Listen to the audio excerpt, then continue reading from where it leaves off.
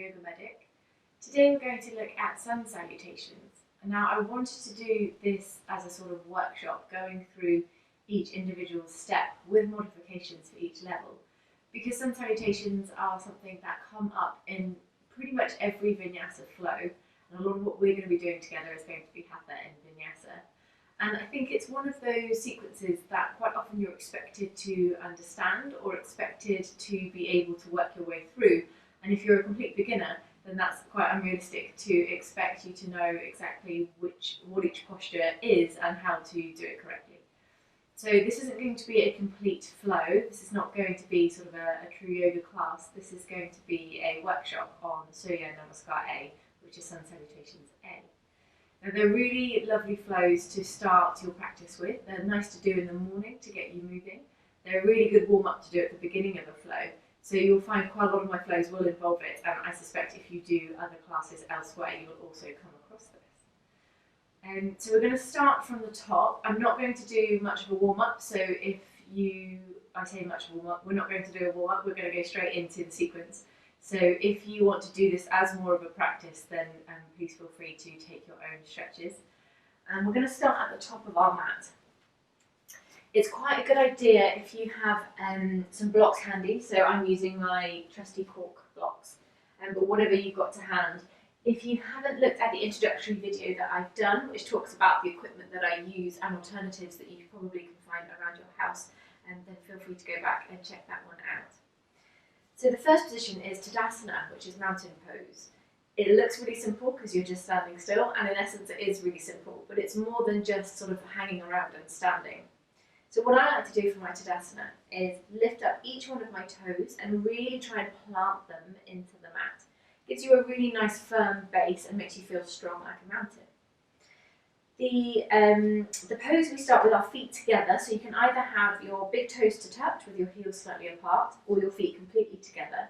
If this is a little bit too wobbly for you and you want to have a firmer base, by all means take your feet to hip width apart, and that will give you sort of a bigger area to spread your gravity over and will give you more balance. So starting with the feet, we root down through our toes. And imagine that you're pulling up from the arches of your feet. So your feet are really engaged. That will help you to engage your lower legs and your thighs. If you're someone like me who tends to lock your legs out when you stand, so I quite often tend to hang with my legs like this, which is not good for your joints or your lower back, just soften the knees slightly. I wouldn't say bring a bend into them, but just make sure they're not locked out. That way you can engage your thighs as well as your lower legs. And then all the way from our feet up to the pelvis is active and doing something.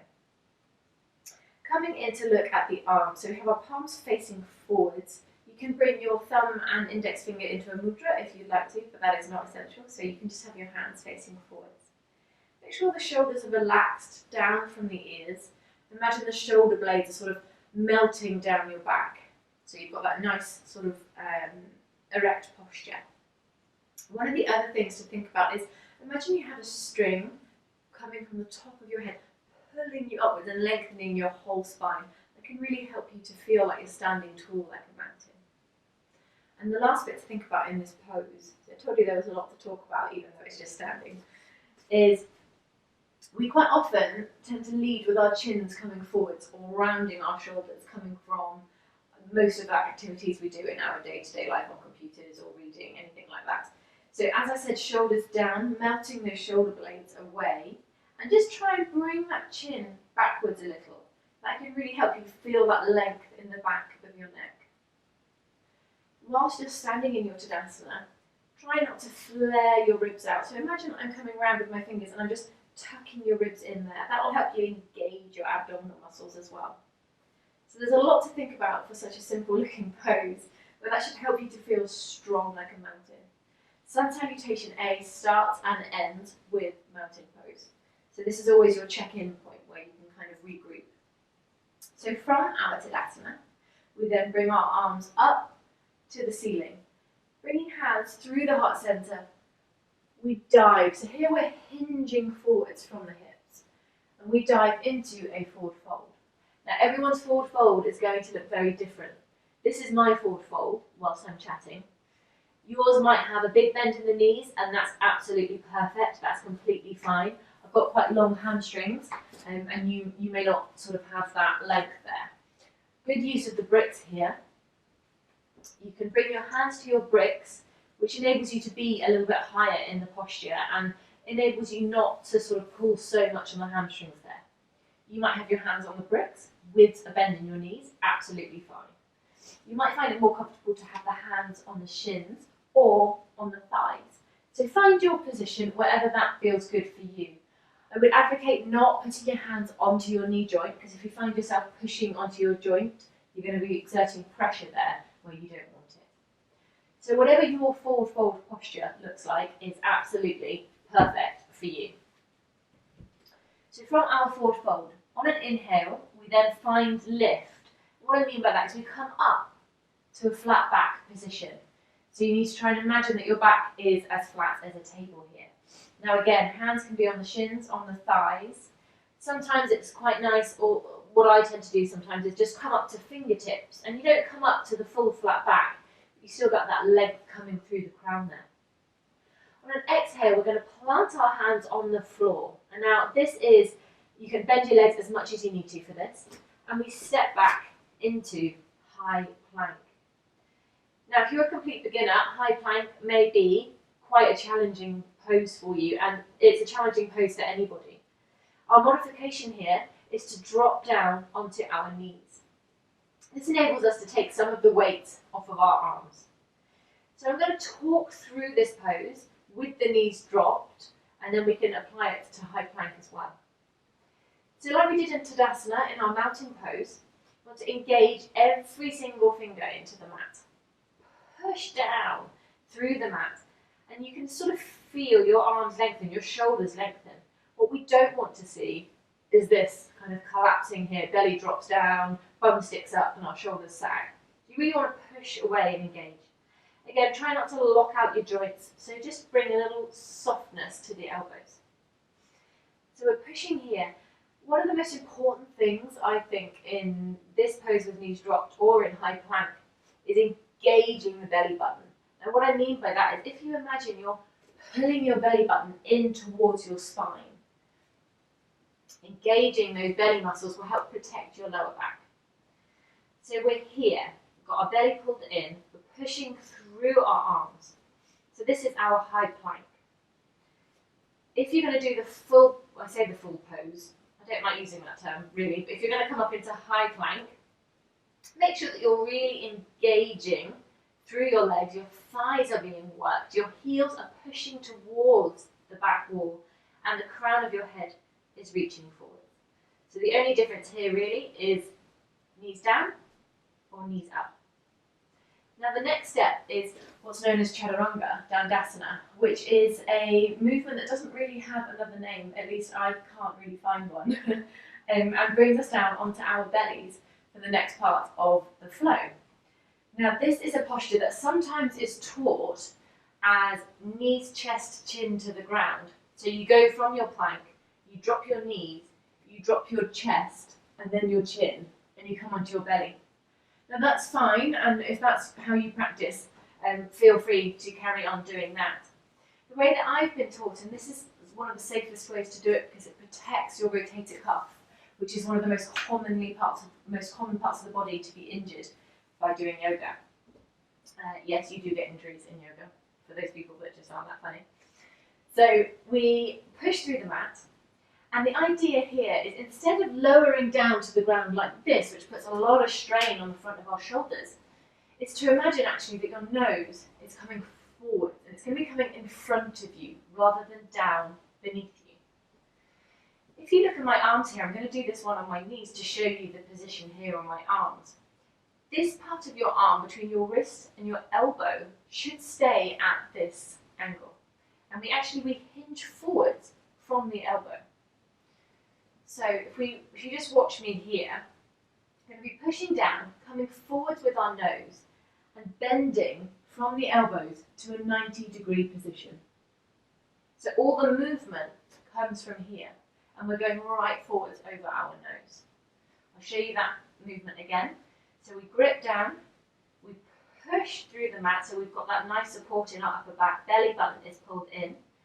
We bring the weight over the hands and we bend to 90 degrees. From there, we can then lower down and come in prepared for our cobra. From high plank, we go into full chaturanga, which means we do it on our toes. So we find our high plank, again, pushing, engaging the belly. And if you watch my back toes here, I'm just going to shift the weight forward. The direction you're moving for your chaturanga is forwards. So I can come right up on one big toe on each foot, just to show that the weight is that far forwards. So that's the movement you want to take for your chaturanga. So you come forwards, and again, keeping that 90-degree angle, you bend. You can then lower down into your cobra. So when we are lying on our bellies, stretch the legs backwards to really get as much length as you can. Hands come beneath the shoulders, just sort of in the armpits. And you lead with your upper back. So rather than pushing with your hands, try and use your strength to lift up into, this is what's known as a baby cobra. So you should feel those shoulders melting away, sliding down the back, and then we lower down.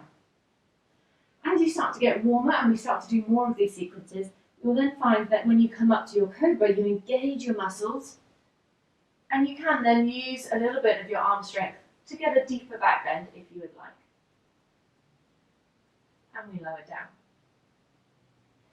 The other version of this is upward dog, which entails us going, same position, hands on the floor underneath the armpits, and we have straight arms here again, trying not to lock them out, so a little softness. And the tops of our feet are really pushing into the mat here. That will enable you to get some lift, so the thighs are off the floor. Belly button is engaged, we're not sort of just sinking and flopping down like this. We're really engaging here. And this is our upward dog. Our transition after our upward dog is into our downward dog. And downward dog is a position that comes up so frequently in Vinyasa and Hatha yoga. So you can either go from your upward dog, or we'll go from our cobra to begin with. So we're in our cobra.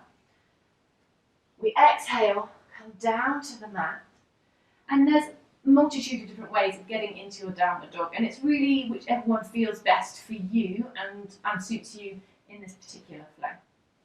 So we can push back up onto all fours, tuck our toes, and then lift hips up to the ceiling. Or we can go from our cobra, we can push into plank, and then work our way back into our downward dog. Or another way of doing it from cobra would be to come down, and you can just sort of push yourself back, give yourself a little brief stop here in child's pose or a light child's pose, and then you can push back up into your downward dog. And really it's your choice, whichever one you feel able to do and whichever one feels best for you at this moment in time. To do it from upward dog, we've got our toes with the top of our feet pushing into the mat. And again, it's a similar movement to when we did our chaturanga and we brought the weight forwards over our wrist. We're going to do that from our upward dog into our downward dog. So the weight comes forwards, you can pull yourself up with your hips to the ceiling, untuck the toes, and find your downward dog posture. So whichever one of those transitions feels best for you. Now I'm going to spend a little bit of time here talking about downward dog. So, like we did in our upward dog, we're going to engage the fingers, really push through those arms. Relax the head, completely let it go floppy. It can sometimes feel like you are relaxed with your head and actually you're still up like this. Really imagine I'm just coming and tapping gently on the back of your head and let it flop down there. With regards to the strength coming from our arms and our shoulders, imagine you're trying to squeeze your armpits together. So can you see that lift that I'm doing there? So this is me sort of just relaxing into the pose here with my arms. And then if you squeeze the armpits in towards each other and screw your hands into the mat, you get this lift from the shoulders. Now this might be an incredibly strong pose, and if you don't have flexible hamstrings or if you're struggling a little bit with the strength in the arms, This is not going to be a rest pose, which is how it's sometimes used. So again, we can drop to our knees if this feels better. You can take a child's pose instead of downward dog if this feels much nicer for you.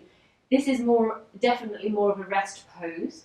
So you're not sort of using as much strength as you would in downward dog, but if downward dog is too strong a pose at the moment, that's absolutely fine. Take a rest here.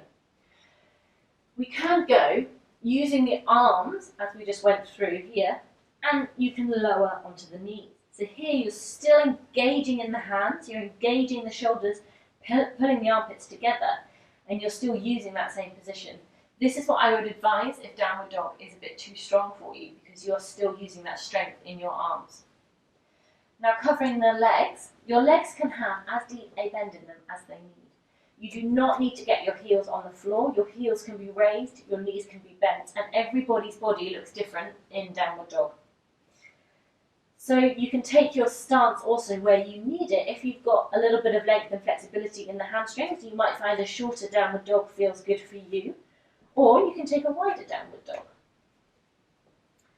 We're going to really grip with our toes. Make sure again that we're pulling up. And the idea here for your legs and your hips is to imagine the part of your leg where your thigh joins your bottom. Imagine you're trying to lift that up to the ceiling. So that's the bit that should be at your highest point. And you get to that point by really trying to tilt the pelvis up towards the ceiling. Now that will stretch the back of your legs naturally by engaging that position. You'll feel that pull. And you might find, actually, once you do that, you need to lift the heels off the floor further because it's a bit too much of a strong stretch. So everybody's downward dog is going to look slightly different, and that is just fine. So take whichever one feels best for you. The next part of our sequence is then we look forwards to in between our hands and we step or jump to the top of our mat. And we find once more that halfway lift where we come up to a flat back. On the exhale, we then fold back down into our forward fold, Uttanasana, and we find that forward fold we had at the beginning. Again, on your blocks is perfect, on your shins, on your thighs, wherever is your forward fold. And then once we've found our forward fold on the exhale, we then reach up to the ceiling, bring the arms through heart center, and we find our mountain pose again. And that was an awful lot of information for me to fire at you for quite a short sequence. So we're going to go through that a few more times. I'm going to cue and cue less and less the number of times that we go through it.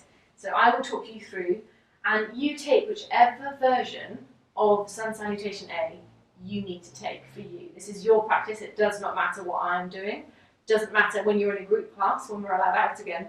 It doesn't matter what the person on the mat next to you is doing. This is your practice. Okay? So, finding our top of our mat, finding our Tadasana, really engaging through the legs. Inhale, arms rise. Exhale, we hinge forward at the hips, coming into our forward fold, wherever that is for you. Inhale, we come up halfway, find flat back. Exhale, plant the hands on the floor, step or jump back to high plank or to knees. And in that same exhale, we come forward into our Chaturanga. We lower down onto the ground and find our Cobra or Upward Dog. This is on the inhale that we extend here.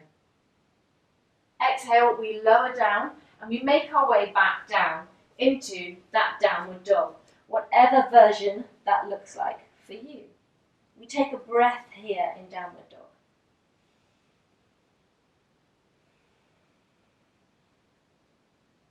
Inhale, gaze forwards, step or jump to the top of your mat and find halfway lift.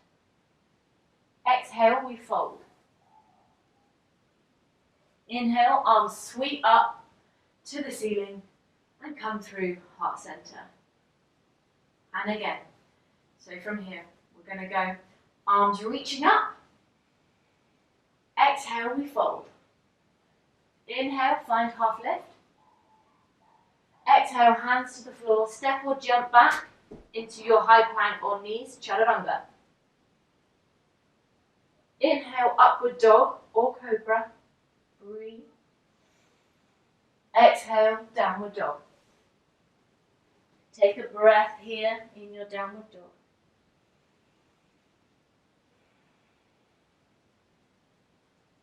Inhale, gaze forward, step or jump to the top of your mat. Inhale, find that lift. Exhale, fold. Inhale, arms reach up. Exhale, through heart center. And again, one breath, one movement this time, so a little bit quicker. Inhale, arms rise. Exhale, we hinge forwards. Inhale, find lift. Exhale, plank and chaturanga. Inhale, upward dog or cobra. Exhale, downward dog. Breathe here. Inhale, gaze forward, step or jump to the top of your mat and find that lift. Exhale, forward fold. Inhale, arms rise. Exhale, through heart center. Well done, guys. One more time just to consolidate it.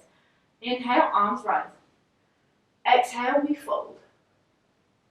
Inhale, flat back. Exhale, plank, chaturanga. Inhale, upward dog or cobra. Exhale, downward dog. And breathe.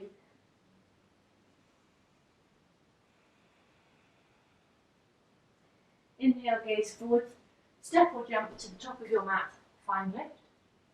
Exhale, we fold. Inhale, arms rise. Exhale, through heart center.